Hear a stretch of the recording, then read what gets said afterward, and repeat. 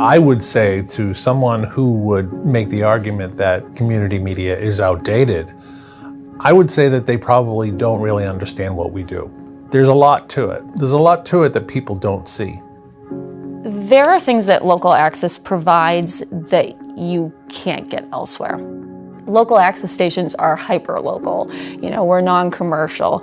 At least on your local channels, you're getting programming that matters to you on that community level.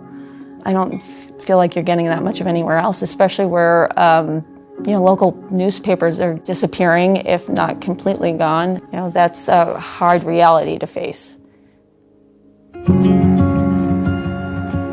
Community media matters more than ever in 2025 because knowing what is going on in your community, with your town government, with the donut shop down the street, that's what creates neighbors out of neighborhoods and keeps you informed and engaged. It's preserving democracy through transparency. Maybe you're not watching the school committee meeting, all the time, but you don't want to not be able to do that. If the state doesn't address the revenue stream, it's all going to fall on the municipalities. And there are going to be some cities and towns in Massachusetts who can't afford this type of service.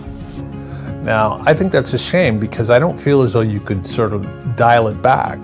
Can you all of a sudden stop recording those select board meetings and school committee meetings and airing them live for the public to see? This is an accessibility issue. This is a First Amendment issue, participation in government, transparency in government issue. So one of the things that's been challenging is while we've seen a decline in cable revenue over the past several years, we've actually seen an increase in demand for our services. So that includes the quantity, the quality, and certainly the timeliness. Especially with advances in technology, in streaming, we've just seen a tremendous shift in viewer expectations. We understand that the majority of people out there probably don't watch community media outlets on a habitual basis, but it's the kind of thing that if it weren't there, at some point you'll be looking for it. Maybe right now you're not interested in those select board meetings, but wait until a developer wants to build something next to your house. Or you don't have kids now, but maybe in 5 years you do. And they were in a play, or they were part of a program or a sport. You're going to be looking for us then.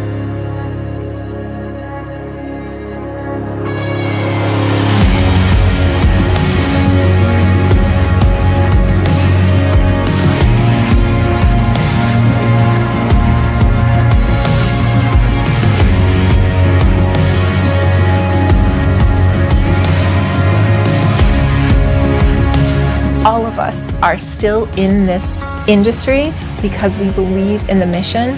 So when people walk into an access center, they know that they're talking to somebody who believes your voice matters and wants to help you amplify that. In order to work for a nonprofit, you do have to have a passion. We're not in it for the money. We really are community service. Ask anyone in your local government, ask folks in your public school department how much they depend on community media in their communities to tie a lot of communication needs together. And they'll tell you, we are an invaluable partner to municipal life here in Massachusetts. We're actually documenting history, and for it to go away over money would really be a shame.